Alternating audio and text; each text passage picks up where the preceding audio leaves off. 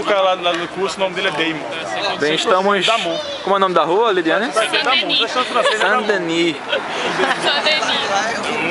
Avec le biquinho. C'est la rue de Saint-Denis. É porque ali é Saint-Denis, né? Aí, ó, uma cerveja aí, ó.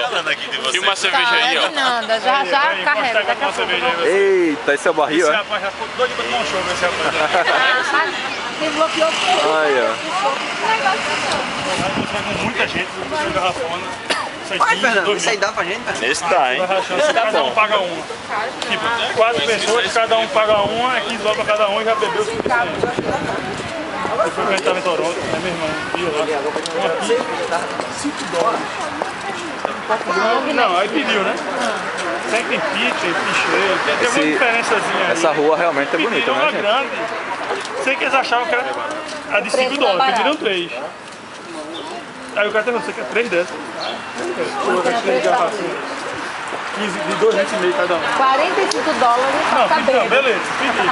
Aí sei que eles estavam pensando que era 5 dólares. Ah, não outro problema, né? Aí pediram mais 4 no decorrer da noite. Muito bonito esse bairro. Todos embriagados. Quando Essa chegou rua, a né? conta, não eram 5 dólares.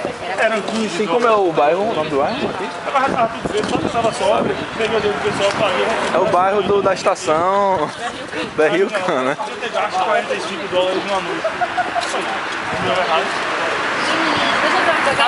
E ali está Camilo tirando toda hora foto da gente.